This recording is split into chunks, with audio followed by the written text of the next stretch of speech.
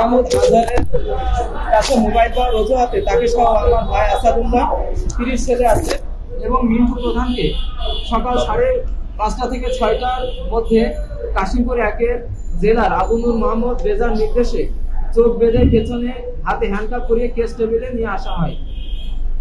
সেখানে সুবেদার আব্দুল করিম, হাবিলদার লুৎফর, নায়েব কামাল, কয়েদি মোহন এবং জাহাঙ্গীর গঞ্জের সম্মিলিত বর্বর নির্যাতনের শিকার হন তারা। ফ্যাসিস্ট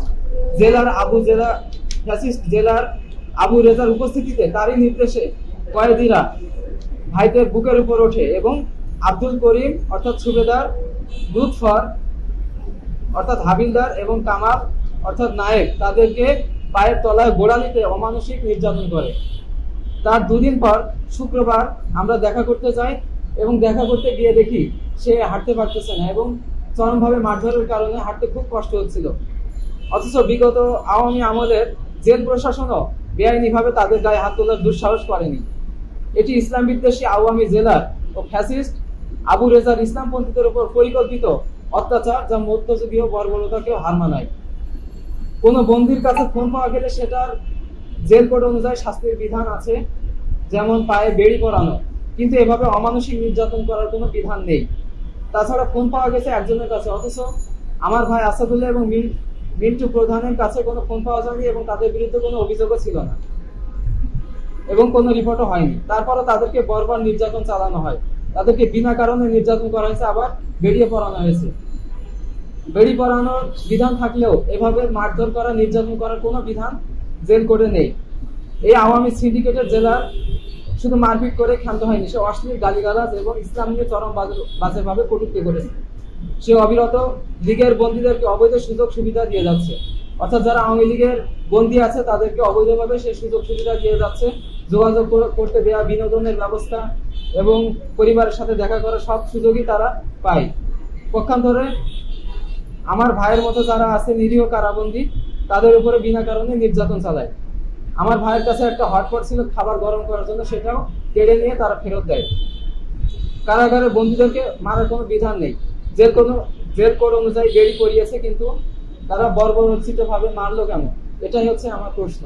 যারা এর সাথে যুক্ত, বিশেষভাবে জেলার হাবিলদার, সুবেদার এবং যারা নায়েব এবং হচ্ছে বন্দী, কয়েদি, যারা ষড়যন্ত্রের সাথে জড়িত, সবার আমি উপযুক্ত শাস্তি চাই এবং এই আওয়ামী সিন্ডিকেটের জেলার এই বদমাইশ এই জেলারকে আমরা অপসারণ চাই এবং উপযুক্ত শাস্তি চাই, কারণ সে অবৈধভাবে জেল কোড লঙ্ঘন করে তারা বন্দীদেরকে অমানসিকভাবে নির্যাতন করেছে। আমরা এই বিচার চাই, সুষ্ঠু বিচার চাই এবং আমরা আদালতের দ্বারস্থ হয়ে তার বিরুদ্ধে পরবর্তী পদক্ষেপ নেব। আপনাদেরকে ধন্যবাদ। তাকে 2016 সালে সংঘটিত জুলাস তনয় হত্যাকাণ্ডে তাকে পরিকল্পিতভাবে ফাঁসিয়ে দেওয়া হয় এবং 2019 সালে 8 জানুয়ারি গুম করে 16 তারিখে তাকে অ্যারেস্ট দেখানো হয়। এই 8 দিন গুম করে তাকে জোরপূর্বক স্বীকারোক্তি আদায় করে তাকে সেই মামলায় ফাঁসিয়ে দেওয়া হয় এবং এখন অবধি তিনি কাশিমপুরে 1-এ আছে, বন্দী আছে। সরকার পরিবর্তনের পর বিভিন্ন বন্দীদের ক্ষেত্রে আমরা দ্রুত মুক্তির বিভিন্ন ব্যবস্থা দেখেছি। মুক্তির বিষয়টা নিয়ে আপনারা কি করেছেন? সরকার পরিবর্তনের পরে আমরা দেখেছি অনেক দাগী আসামি এবং চাঁদাবাজ বা বিভিন্ন ধরনের আসামি মুক্তি পেয়ে যাচ্ছে সহজেই। এমনকি আওয়ামী লীগের ফ্যাসিস্ট আমাদের অনেকের জামিন হয়ে যাচ্ছে, কিন্তু আমরা ইসলামপন্থীদের বেলায় এই বৈষম্য লক্ষ্য করছি এবং বরাবরই ইসলামপন্থীদের মামলাগুলো খালাস বা জামিনের ব্যাপারে প্রশাসন বরাবরই টালবাহানা করছে। এমনকি আমার ভাইয়ের ঢাকার যে সন্ত্রাস বিরোধী ট্রাইব্যুনালের মামলা আছে, সেগুলোর এত বছর কাস্টডিতে থাকার পর সহজ ছোট ছোট মামলায় জামিন দিচ্ছে না। এটা আমরা আসলে ফ্যাসিস্ট আমাদের নিয়োগকৃত জজদের প্রতিফলন দেখতে পাচ্ছি।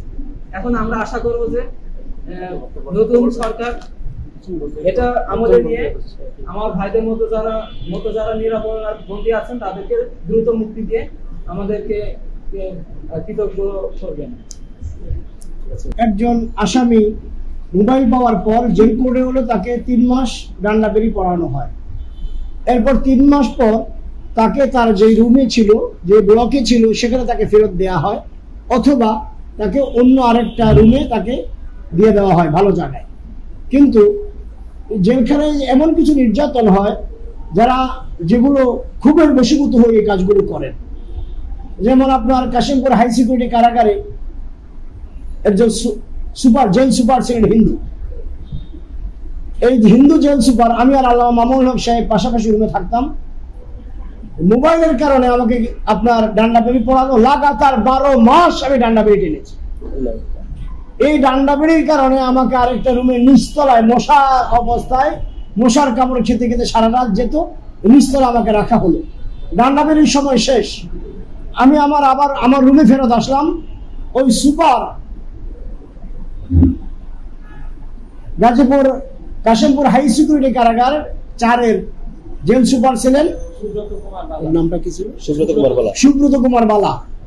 সে আমাকে তার ক্ষোভের বশীভূত হয়ে একজন আলেম হওয়ার কারণে, দাড়ি টুপি থাকার কারণে সে আমাকে আবার ওই পানিশমেন্টের জায়গার 6তলা বিল্ডিং এর নিচতলায় আপনার বাথরুমের ট্যাঙ্কির পাশের রুমে আমাকে আপনার আবার ফেরত পাঠানো। এই নির্যাতনগুলো করে তারা অসহায় আসামি পেলে তাদের উপর অকথ্য নির্যাতন করে। যে দুই ভাই এসছেন, মোবাইল পেয়েছে একজন, তাকে আপনি ডান্ডা বেড়ি পড়াবেন, জেল কোর্ট, ঠিক আছে, কিন্তু ওই রুমে আরো যারা আসামি আছে তাকে তো আপনি নির্যাতন করতে পারেন না। চোখ বাঁধবেন, হাতে হ্যান্ডকাপ পরাবেন, ঝুলাবেন, পায়ের মধ্যে পেটাবেন, এটা কোন নির্যাতন? ওটা তো আপনার অধিকার নেই। এই সমস্ত নির্যাতন বন্ধ হওয়া উচিত। এই সমস্ত নির্যাতন যেন বন্ধ হয়। বর্তমান অন্তর্বর্তীকালীন সরকারের নিকট আমাদের জোর আবেদন থাকবে, এই সরকার আগের জুলুম নির্যাতন গুলো যেন বন্ধ হয়ে যায়, নতুন করে জেলখানা যেন সুন্দর পরিবেশ সৃষ্টি হয়, দেখাবো আলোর পথ, রাখিব নিরাপদ, এই শব্দের জন্য সুষ্ঠু প্রয়োগ হয়। মানুষ যেন সেখান থেকে হেদায়েত হয়ে, ভালো হয়ে, খারাপ মানুষ গিয়ে ভালো হয়ে আসে আচরণ ব্যবহার কারণে। আমরা সরকারের নিকট এই জোর দাবি জানাচ্ছি, যে সমস্ত লোকদের উপর নির্যাতন করা হলো, যারা নির্যাতন করেছে এটা তদন্ত করে বিচার নিশ্চিত করবেন, এটা আপনাদের আমাদের প্রত্যাশা থাকবে। নচেত ভুক্তভোগী পরিবার মামলা করবে, আদালত তার সুবিচার করবেন, এটাও আমরা প্রত্যাশা করি। আল্লাহ তাআলা তৌফিক দান করুন।